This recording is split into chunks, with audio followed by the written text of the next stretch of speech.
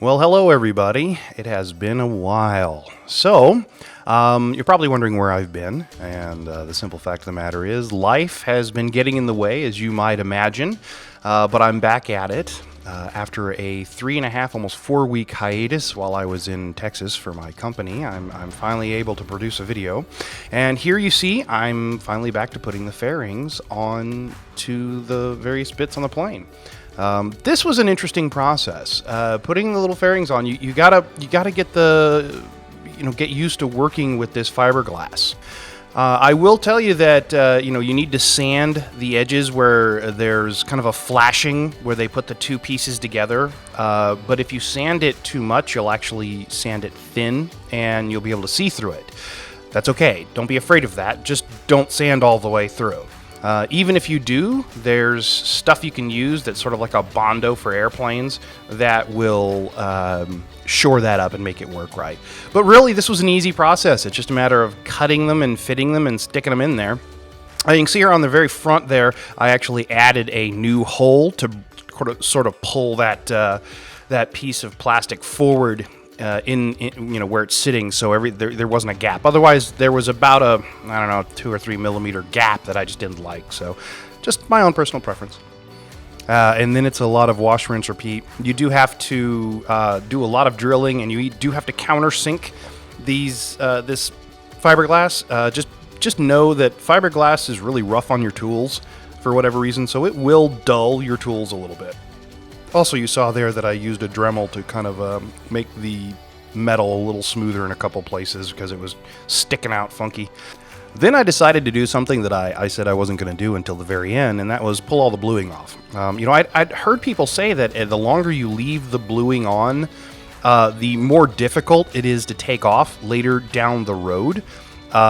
I didn't find that to be the case. Actually, I found that it pulled off very nicely. The only place where it was difficult to pull off was right around the curve on the horizontal stabilizer. And I think it's just because that's where I manhandled it the most. And so as you're pulling it off, it just kept ripping. And so, I kept having to go back and pull a new piece. But really, it came off, just pulled right off. So I'm not sure what folks are talking about, or maybe it's a lot longer. I mean, it's only been on there for not even a year, so I'm not really sure what they're talking about there.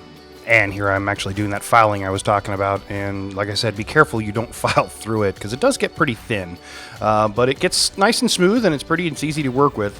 I did fear working with fiberglass, and don't. It's not hard to work with. It's actually pretty simple stuff. I would say, unlike what I'm doing here, you probably want to wear a mask or something while you're doing all that sanding.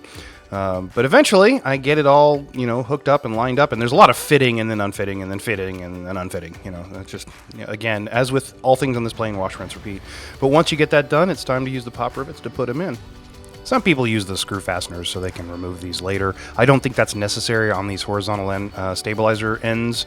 Whereas some of the other places where there's wiring and whatnot inside, I can definitely see the advantage there. But here I just used the pop rivets that were supplied, and honestly, they came together nicely. There's a little bit of a crunching as you're pulling your pop rivets as the head on the inside seats, and who knows what kind of mangling it's doing to that fiberglass. But none of them broke or anything like that. It actually worked out nicely. You can see right here with the screwdriver, I'm going in and I'm adjusting that lead weight. There is a problem there with the lead weights on either side. They ever so slightly they kind of get in the way of that piece of fiberglass. So you have to I just used a screwdriver to just kind of angle it out of the way a little bit. Flying wise, I don't have my private's pilots yet, but I'm still doing my soloing and whatnot. We've got a couple cross countries planned. I'm not far from completing, I don't think. I'm just taking my sweet time. And again, it doesn't really help that every once in a while I have to disappear back to Texas for a month while I'm doing my job. But at the same time, I'm going to start reaching out to other instructors in other places so that when I am far away, I've got somebody else to fly with. And here I am working on the other side of the plane, which works exactly the same as the first side. Lots of wash, rinse, repeat. Plane looks good without the bluing off, though. I'm glad I did that. I was hesitant to do it because I don't want dings or scratches, but after talking to some people that have painted many planes, They tell me that they do far, far worse to the plane before they paint it. So it's like, I mean, unless you've got a crater in the plane, it'll be fine.